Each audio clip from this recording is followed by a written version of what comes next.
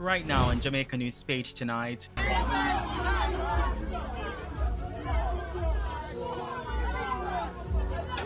Tragedy in downtown Kingston. An ice cream shop operator killed in a devastating crash. The shocking CCTV footage now under police investigation. Also tonight, questions surrounding a death at the Bellevue Hospital. Authorities launching an internal probe after a patient dies on the compound. And politics and pocketbooks. The opposition demanding answers on proposed taxes for digital services like Netflix. Plus, there is good news tonight, a bright spot for education. Solar-powered classrooms helping Western schools recover after Hurricane Melissa. And there's more good news tonight. Some of you will run, some of you will walk, some of you will push through the pain, but I want you to understand that as Jamaicans, we are ordinary people who unite for an extraordinary purpose. Jamaican generosity on full display. The Sagicor Sigma Run surpassing the $1 billion mark for a good cause. Welcome or welcome back to Jamaica News Page tonight, news that keeps you connected to what's happening across Jamaica. And we're powered by viewers just like you. We've got special rewards just for you. When you become a Jamaica News Page member, you'll unlock these special rewards you love, including a loyalty badge next to your name in the comments, shoutouts for your birthday, anniversaries, other special moments, and just so much more. Joining is easy. Just click subscribe, then click join, and choose to become a FUA Star or FUA Elite member right now. That's it, simple and quick. A link to join has been posted in the comments. Please leave a comment so we can welcome you with a shout out. Thank you for joining us. Jamaica News Page tonight starts right now.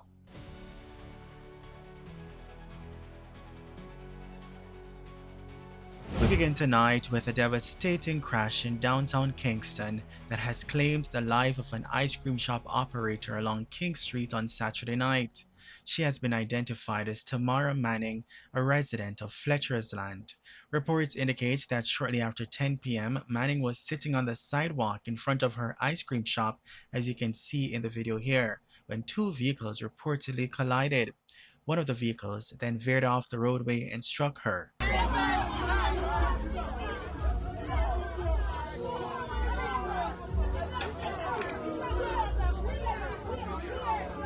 Manning was rushed to hospital where she was later pronounced dead. The Kingston Central Police are continuing investigations into the fatal crash. Also tonight, a tragedy struck at Bellevue Hospital on Monday when a patient died on the compound, sparking questions and an internal investigation at the Kingston-based mental health facility. In a media release issued today, the institution confirmed the death and said an internal review has commenced to establish the circumstances surrounding the incident. The hospital says, in quote, "The hospital is cooperating with the relevant authorities," end quote. Bellevue stressed that out of respect for patient confidentiality and the privacy of the family, no further details will be disclosed at this time. The hospital said the patient's family has been notified and extended its deepest condolences during what it described as a difficult period. Bellevue further acknowledged the seriousness of the matter, emphasizing that the safety and well-being of patients remains central to its mandate. In quote, "Bellevue Hospital remains committed to responsible governance and the ongoing delivery of mental health services in Jamaica." No additional information has been provided as the review continues. Police Commissioner Dr. Kevin Blake is urging law enforcement to remain vigilant and reassess their crime-fighting strategies following a recent spike in violent incidents across Jamaica. According to the Jamaica Constabulary Force, 19 murders were recorded between February 7 and February 14, contributing to a total of 70 murders nationwide since the start of the year. While that figure represents a 26% decline compared to the same period last year, the recent surge has raised fresh concerns. Over the past 2 weeks alone, 37 people have been killed, already surpassing the 33 murders recorded during the entire month of January. Among the victims were a 4-year-old child in Manchester, a Jamaica Defense Force soldier in St. Andrew, and 2 women killed in Bayshore Park, Kingston. Police data also indicate that women and children were among those affected during the recent flare-up in violence. Despite the troubling spike, major crimes overall remain down about 25%, and shootings have declined by roughly 38% year on year. In his latest Force Orders and Weekly Commissioner's Corner column, Dr. Blake reminded officers that criminals often strike where they perceive vulnerabilities, urging members to critically review every incident and strengthen operational responses. He cautioned against becoming discouraged by the recent violence, emphasizing that statistical progress does not erase the human toll of crime. The commissioner says the JCF will continue targeted operations in divisions most affected, maintaining focus on reducing crime while adapting strategies to counter emerging threats. Police statistics show St. Andrews South currently leads the country with 10 murders, followed by St. James with 9, while Kingston Central and St. Andrew North remain the only divisions without a recorded murder since the start of the year. Authorities say investigations continue as they intensify efforts to curb the recent wave of violence. Turning now to the economy and the debate over new taxes. Government officials are defending newly proposed tax measures, arguing they are necessary both to strengthen public finances and encourage healthier lifestyle choices. Industry Minister Senator Albin Hill says the planned special consumption tax on non-alcoholic sweetened beverages could push manufacturers to develop healthier drink options. When you look at these products as well, what you find is there is a very high level of inelasticity. Prices inch up incrementally and demand doesn't seem to fall too much. While we want to see NCDs go down and diabetes, in the shorter term, there's a measure of inelasticity. Adjustments will be made, and I imagine that will give producers time to find products that will probably sit in those small spaces that might be reduced, and in the end, markets might be expanding. He believes the measure supports broader efforts to reduce non-communicable diseases while encouraging innovation within the beverage industry. Non-communicable diseases have been rampant in Jamaica. Minister Tufton has been talking about it. I'm sure he will talk about it as well, to say that diabetes, high blood pressure, all those things come from our lifestyle, and part of the lifestyle is how much sugar and carbohydrates and I imagine salt that we use. We have to look at places where you can collect taxes, but also how you can help the society. However, the proposal has drawn concern from some stakeholders. President of the Jamaica Manufacturers and Exporters Association, Catherine Silvera, has argued the taxes may unfairly target beverage producers and place additional pressure on the sector. Meanwhile, Government Senator Keith Duncan has also defended the broader package of tax measures estimated at nearly $30 billion for the 2026 through 2027 fiscal year. People are saying taxes, taxes, taxes. What's your view? Well, every now and again, the country has to take stock of the fiscal affairs where we are. We know that the economy got really badly damaged by Melissa. We lost $8.8 billion in infrastructure damage to the country. Plus, we have a fallout of about 45% in the economy. Therefore, tax revenues would be down. But tax revenues are down because the economy has slowed, and tax expenditures are up because we have to fix the damage that is there. So somewhere you have to close the gap, and we can't just borrow our way out. We have to, as a country, look at measures that can help us to close that deficit, because we cannot exceedingly spend more than we earn as a country. So we got to figure that out and close the gap as best as we can. Meanwhile, the opposition is calling for greater clarity on the government's proposal to extend the General Consumption Tax (GCT) to overseas digital services consumed in Jamaica.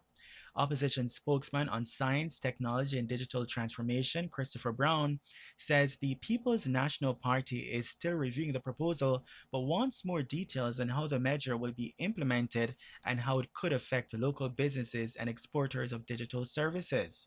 The proposed tax forms part of the government's 2026 through 2027 budget. Finance Minister Favour Williams told the Parliament the levy is expected to generate about $300 million in its first year, with revenue projected to increase in subsequent years. Under the plan, digital services supplied by overseas companies without a physical presence in Jamaica, including streaming platforms, cloud services, and other online subscriptions, would attract a 15% GCT, similar to locally provided services. The government says the move is based on the internationally recognized destination principle, meaning taxes are applied where services are consumed rather than where providers are located. Officials argue this will level the playing field between local and foreign service providers while broadening the tax base.